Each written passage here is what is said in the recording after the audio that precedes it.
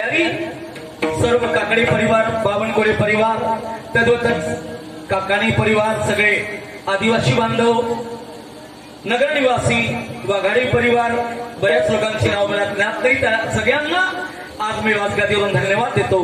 आज हीच अनुभूती यायला लागली, सगळे आपल्या जोशात होते आणि भाविकांच्या मेळ्यात हरी दिसल्यामुळे सर्व हरीच्या रंगात रंगून नाचत होते। विठाला विठाला विठाला।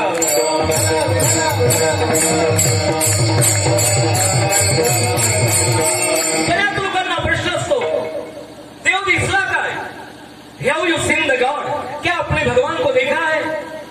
बऱ्याच लोकांना प्रश्न असतो, त्यांना प्रतिप्रश्न करायचा, देव हा दाखवण्याची वस्तूच नाही। मी एक प्रश्न विचारू का तुम्हाला? डोळा जर पाहायचा असला तर कशाने पाहावं लागेल? आपला स्वतःचा डोळा पाहायचा असला तर कशाने पाहावं लागेल? हा बरोबर आहे, उत्तर बरोबर आहे, आरशाने पाहावं लागेल। पण आरशातलाही डोळा पाहण्याकरता ताकद डोळ्यात कोण देतो? आरशातलाही डोळा आपल्या डोळ्यांनी पाहण्याची ताकद कोण देतो? शाबास, तो देव देतो।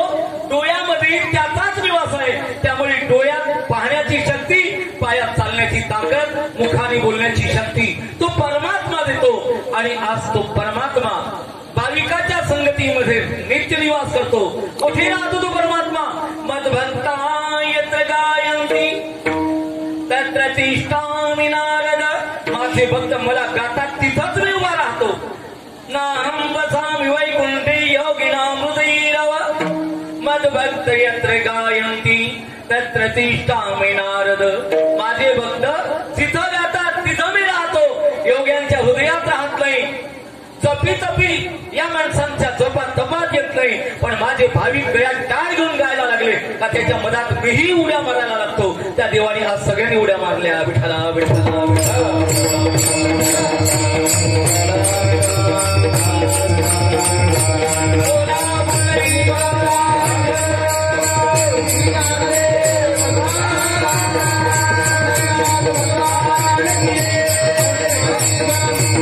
म्हणून कधी कधी वृंदावनाच्या भाषेत जर बोलायचं झालं तर असं बोलता येतं, श्याम तुझे मिलने का सत्संग ही बहाना है, मेरा मिल जाए सावरिया ये दिल तो दीवाना है।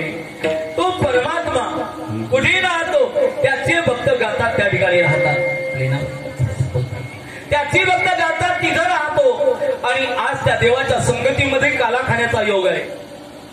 हा लक्ष द्या माझ्याकडे, आज कोणाच्या संगतीत काला खाणार आहोत आपण? जगाचा hero, he is the biggest hero in overall the world. इस दुनिया का सबसे बड़ा हीरो, जिसने दुनिया बनाई, उस कन्हैया के साथ में बैठकर काला खाएंगे। विठाला विठाला।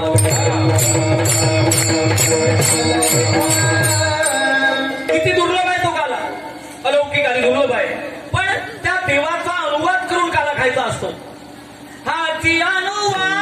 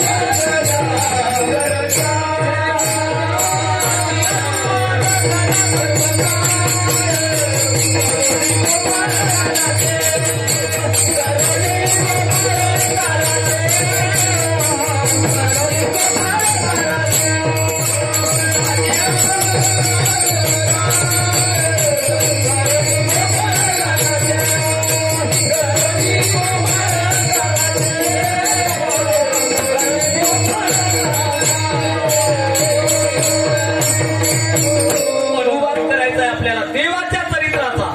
न देव चरितांतरे, देवाने जे चरित्र आचरण केलं त्याचा आपल्याला उच्चारण करायचं आहे, आचरण करायचं नाहीये. शास्त्र काय म्हणतं? न देव चरितांतरे, देवाने जे आचरण केले ते आपण करू नये, कारण तो देव आहे. मग नास्तिकवादी म्हणतील तुमचा देव इतका बिघडलेला आहे काय? कारण नास्तिकवाद्याला डोकंच नसतं. नास्तिकवाद्याला स्वतःचा बापावर विश्वास नाही तर तो शास्त्रावर विश्वास कसा ठेवण? एक नास्तिक नालायक आणि त्याची आई लहानपणी मरण पावलेली आणि हे फारच नालायकी करायला लागलं. लहानपणापासून बापानं रानपण गाळलं आपल्या भाषेत. विदूर राहिला, दुसरी बायको केली नाही, पण हे पोट्ट नालायक निघालं. शेवटी बाप म्हणायला लागला, अरे मी तुझा बाप आहे, ऐक रे माझं, तू शेण खायला जाऊ नको, चुकते आहे तुझं. पोरगा आलं म्हणायला लागलं, बडबड नाही करायची आपल्यासोबत, आपल्याशी गाड आहे, सांग अरे तू कोण मला बोलणारा? जन्मदाता बाप म्हणायला लागला, मी तुझा बाप आहे, बाप आई. त्यावेळेला नालायक पोट्ट उत्तर द्यायला लागलं, तूच माझा बाप कशावरून? बापाला म्हणते, तूच माझा बाप कशावरून? समजदार होता बाप, बापानं त्याच्या तोंडावरती हात ठेवला, नालायका तुझी आई आज जर जिवंत राहिली असती तुझ्या कानामागे एक खाल्ली असती रे, आणि मी तुझा बाप आहे हे सांगितलं असतं. आज ती जिवंत नाही म्हणून तुला सबूत देता येणार नाही, पण तुझ्या पाया पडतो, मेल्या माग माझ्या बायकोच्या चारित्र्यावर कलंक लावू नको, फक्त मला बाप पण म्हणजे झालं. विठाला विठाला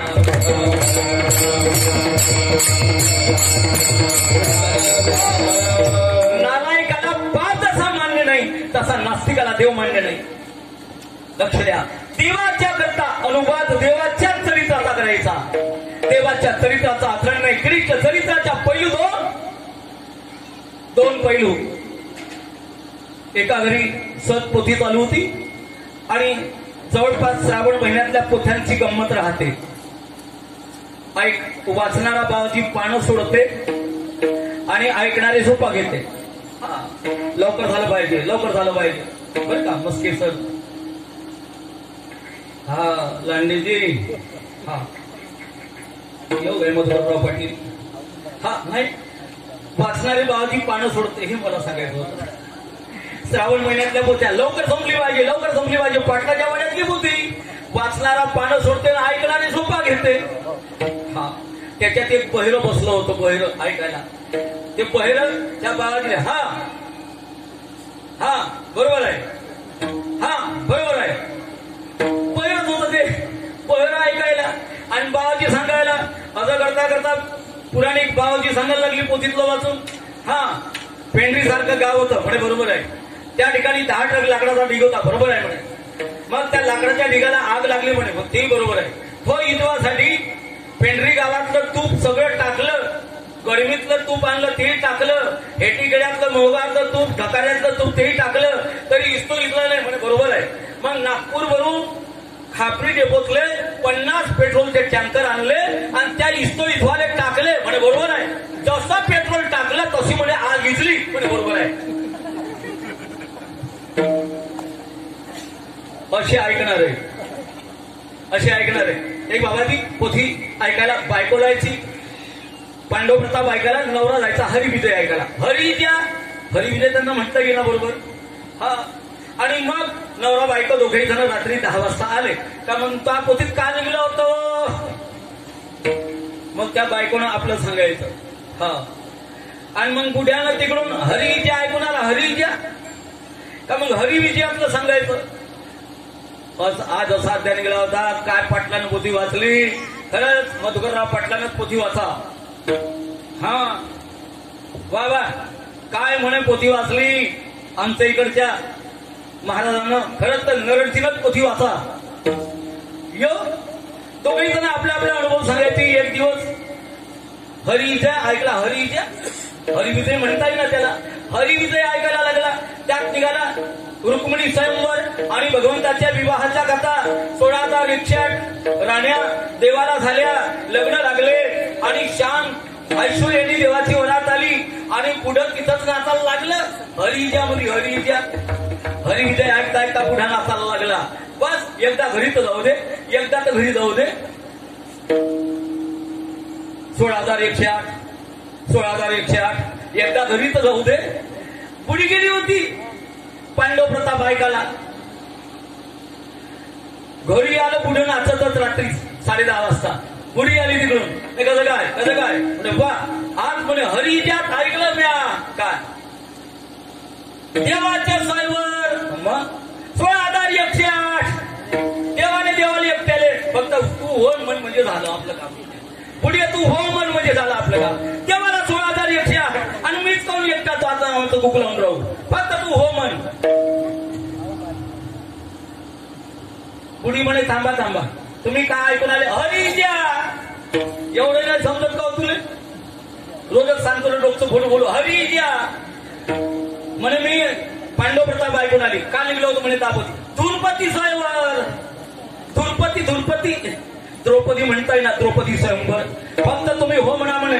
बाबाजी तुम्ही फक्त हो म्हणा मी द्रौपदी स्वयंवर ऐकून आली. एकट्या द्रौपदीला 5 नवरे फक्त तुम्ही हो म्हणा. हा तर तुम्ही होतं म्हणा बस तुमच्या नावाला कवी कुकू लावून बसू.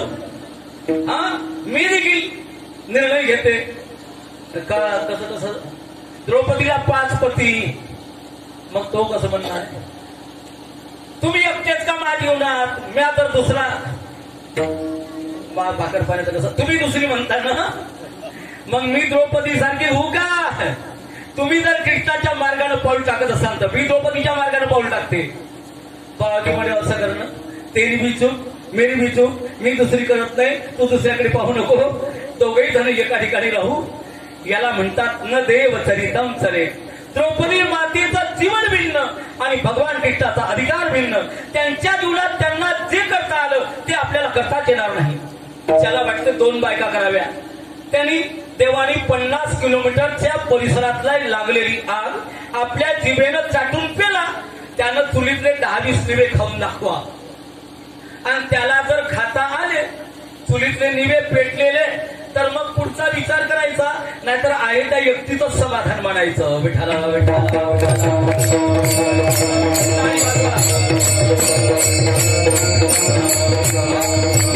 कृष्णाच्या लीला आहे. पुन्हा नीट लक्षात घ्या कृष्णाच्या लीला आहे आणि चरित्र नामाचं आहे. हा जे अनुकरण करण्यासारखं चरित्र आहे. चारित्र संपन्न परमात्मा कोण तर भगवान राम आणि लीला विग्रही परमात्मा कोण तर भगवान कृष्ण. हा गोकुळातील गोपिकांच्या बाबतीमध्ये देव कृती करताना वेगळी दिसतो पण त्यातला अंतरंग अर्थ वेगळा आहे. मी गोपिकाची काम केला की गोपिकांचा काम हरिला. गोपिकासोबत तुम्ही कामक्रीडा केली की त्यांची काम हरण लीला केली. गोपिकाच्या मनातल्या काम वासनाच नष्ट केल्या. विठाला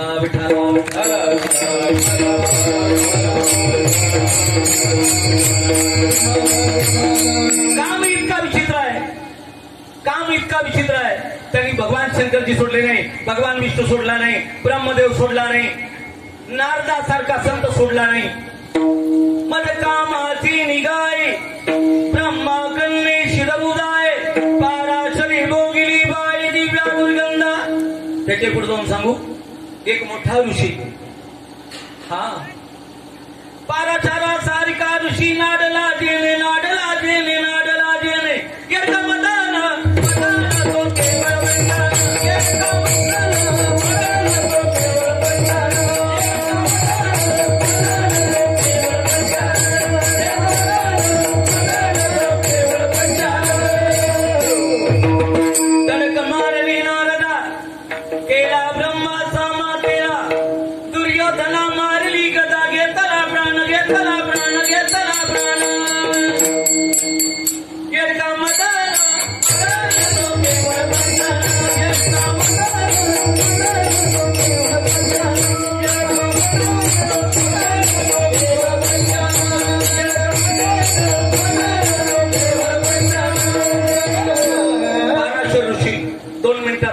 तो केवळ गंगेवर आणि पुन्हा काल्यावर आणतो.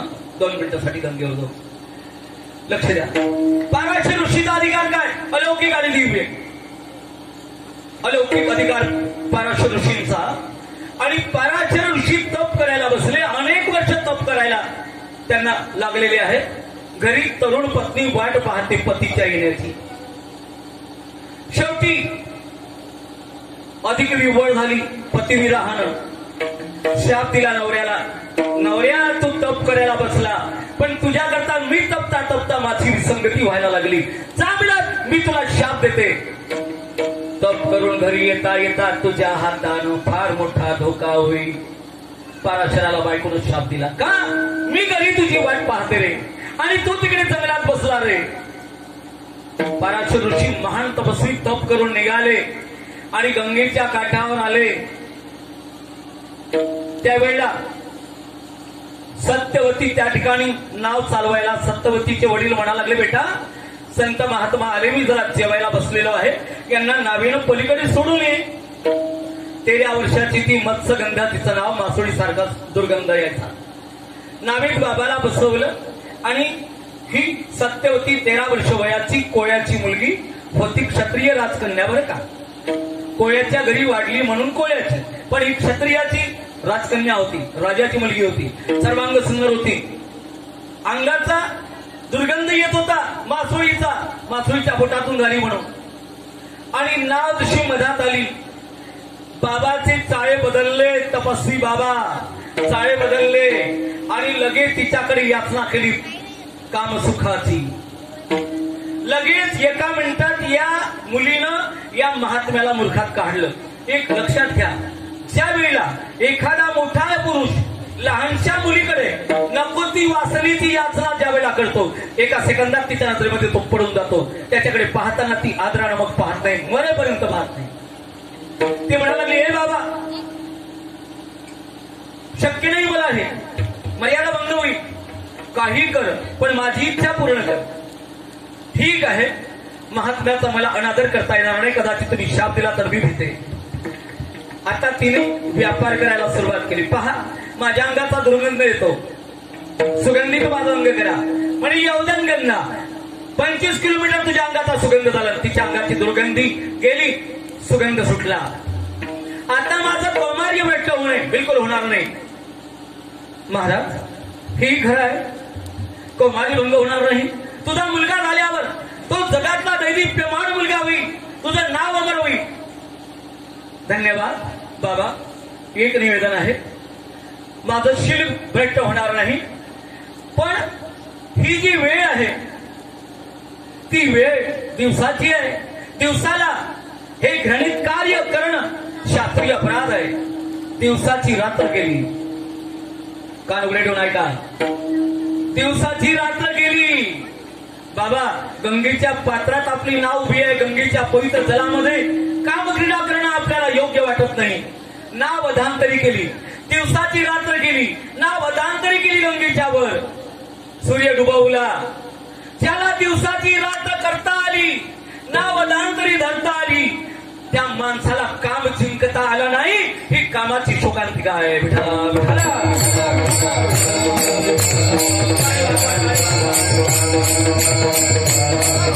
म्हणून विनाकारण आम्ही नाही भाव, वी आर सो फ्रँक, बहुत फ्रँक है. हम जाते हैं भाई बहन की तरह रहते हैं. एक कणपडा घालली म्हणजे इतके बहीण भाऊ. रोडवरचे फुलं पुरत नाही, नागपुरातले गार्डन पुरत नाही. इतक्या तुमच्या नीती हराम झाल्या. काय व्हायला लागलं? देवाचं चरित्र उच्चारण करायचं, आचरण करायचं नाही. आचरण करायचं रामचरित्राचं. विठाला विठला.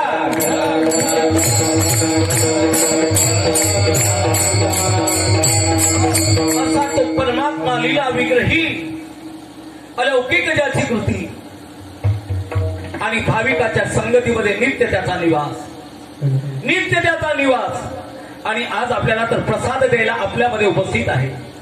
जो कला वैकुंठात दुर्लभ आहे देवाला, जो कला सत्यलोकात दुर्लभ आहे ब्रह्मदेवाला, जो कला स्वर्गात दुर्लभ आहे इंद्राला, तो कला आमच्या सगळ्या वारकऱ्यांना आज सुलभ आहे. विठ्ठला विठ्ठला.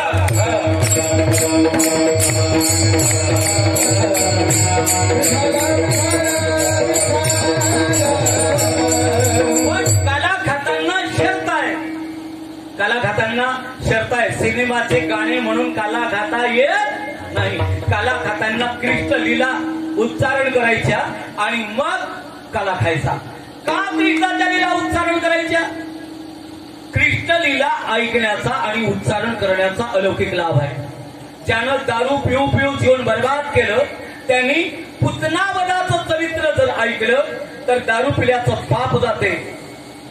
एखाद्याला परस्त्री आणि मातृगमन किंवा गुरुपत्नीचं गमन घडलं असेल, त्यांनी गोपिकांसोबत रासक्रीडा करण्याच्या लीला ऐकल्या तर त्या गमनाचं पाप नष्ट होते. एखाद्यानं सोनं चोरलं असेल आणि सोनं चोरीचं पाप त्याला लागलं असेल, त्यांनी लोणी चोरल्याच्या लीला ऐकल्या तर ते पाप जाते. देवाच्या लीला तितक्या अलौकिक आहे. म्हणून कोणताही यत्न करताना सांगतात होत असेल तर कृष्ण लीला उच्चारण करायच्या, श्रोत्यांनी ऐकायच्या.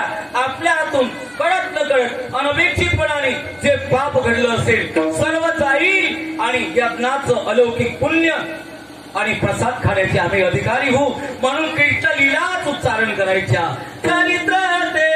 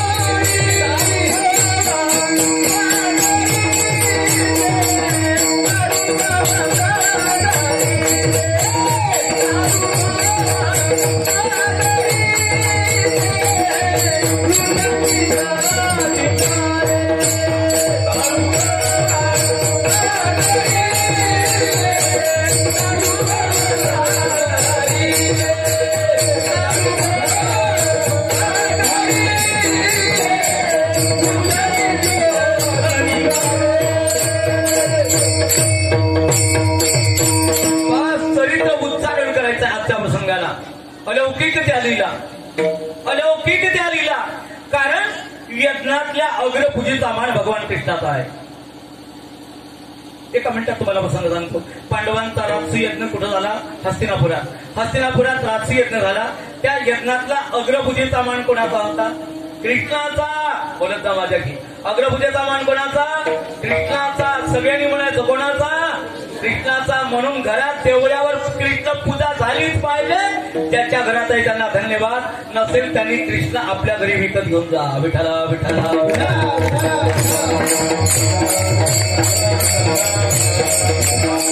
फार अलौकिक लीला देवाच्या. अलौकिक लीला आहे देवाच्या. बरीच माणसं मानत नसतात की यामध्ये काही स्वारस्य आणि सत्य दडलेलं आहे.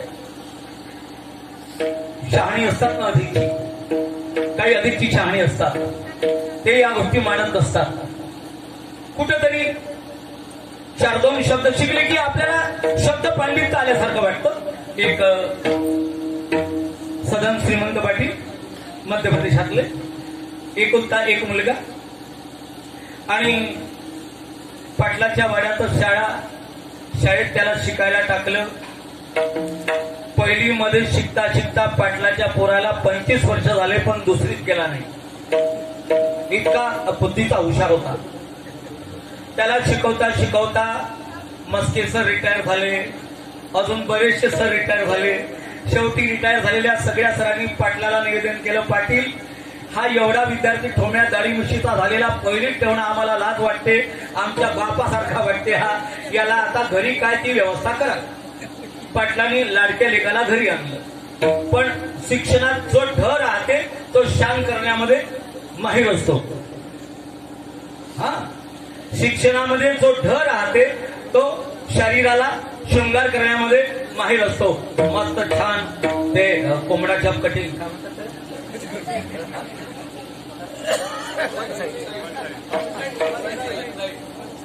वन साइड, मला वाटलं कोंबडाच्या बाबतीत, हा वन साइड आणि 2 साइड करून घेतली तर बरं तू साईड बी होते का? अरे वा. वन साईड कटिंग, कोंबडा cutting, jean pant, T shirt आणि मग सिनेमाची गाणी म्हणत बसावं.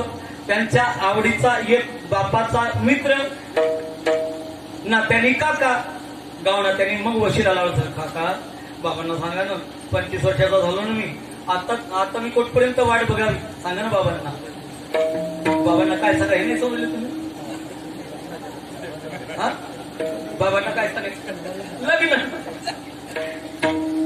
लग्न करायला सांगा ना बाबांना. एवढं नाही समजत का काका तुम्हाला? मी कसं म्हणू बाबांना?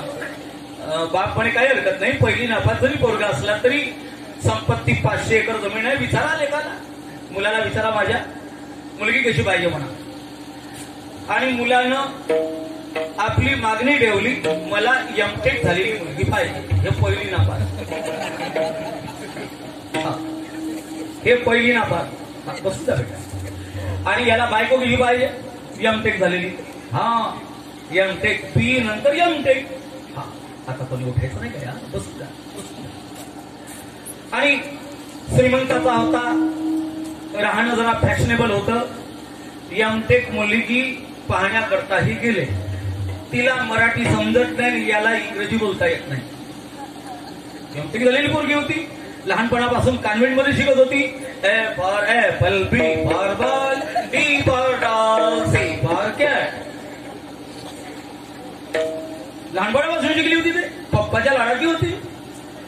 आणि अशी एमटेक झालेली मुलगी, तिला मराठी बोलता येत नाही, याला इंग्रजी समजत नाही. संपत्ती भरपूर असल्यामुळे लग्न सोहळा आटोपला, ती नांदायला आली. आणि आता याला तिच्याशी कसं बोलू ही अडचण, आणि तिला याच्याशी कसं बोलू ही अडचण. आता नवरा बायको बोलले नाही तर संसार होईल कसा? बोलले तर पाहिजे. इशारा करा, हॅलो कमॉन कमॉन, हॅलो. चित्रपट साहेब म्हणे आमच्याकडे, हॅलो कमॉन. आता इशाऱ्यानं समजलं, ती समजावून सांगायला लागली इशाऱ्यानं. मी काहीही म्हटलं तरी तुम्ही यस म्हणा. यस, मी काही म्हणू द्या, का इंग्रजीमध्ये कोणी बोलणारा काही म्हणेल त्यावेळेला तुम्ही उत्तर द्यायचं यस. हा. आणि मग काही म्हटलं इंग्रजीमध्ये मी किंवा अजून कोणी, त्याला म्हणायचं नो. आणि तिसऱ्यांदा इंग्रजीमध्ये मग पुढचं वाक्य कोणी काही म्हटलं तर त्याला म्हणायचं म्हणे all right. Yes no all right, yes no all right. एका दिवसात तिनं नवरा शिकवला. दुसऱ्या दिवशी हिनं स्वयंपाक केला. स्वयंपाक केल्यावर आवाज दिला, हॅलो कमॉन. बोले यस यस कमॉन यस.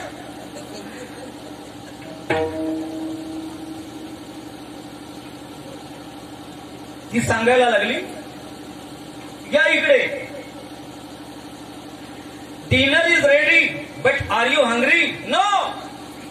स्वयंपाक तयार आहे पण तुला भूक लागली का? या भाड्यानं नो. याला जमत नाही, साऱ्या सरकारचा उपाधी होतो. नो.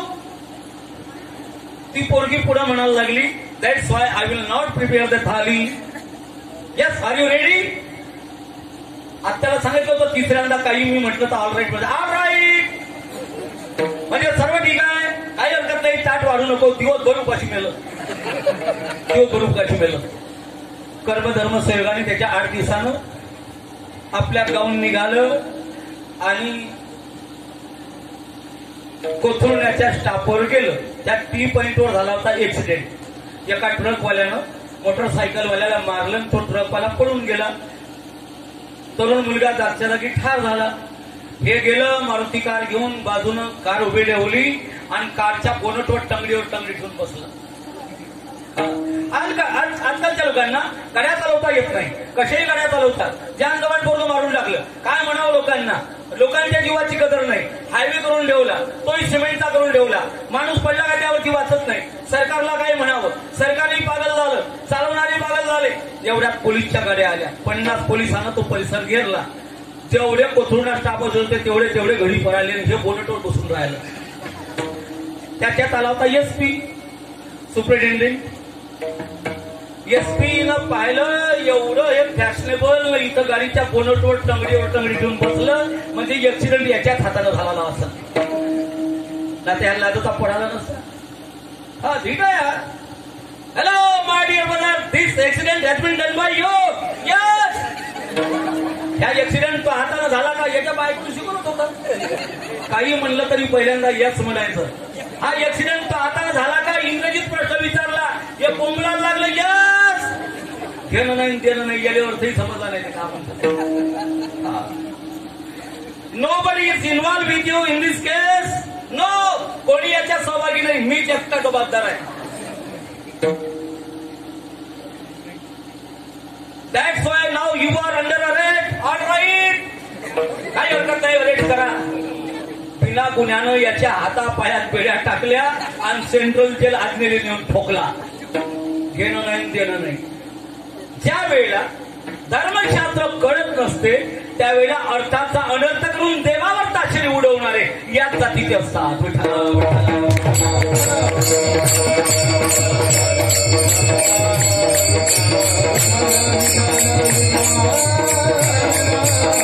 देवचरित्र अलौकिक आणि दिव्य आहे.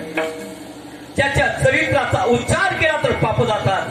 पण देवचरित्राचा उच्चारण करत असताना ज्या गोपिकांना अलौकिक भक्ती प्रेम सुखाचा आनंद घेतला त्यांना गोपिका म्हटल्या गेलं. त्या 3 अधिकाराच्या, कोणी सासू, कोणी सुना, कोणी लेकी.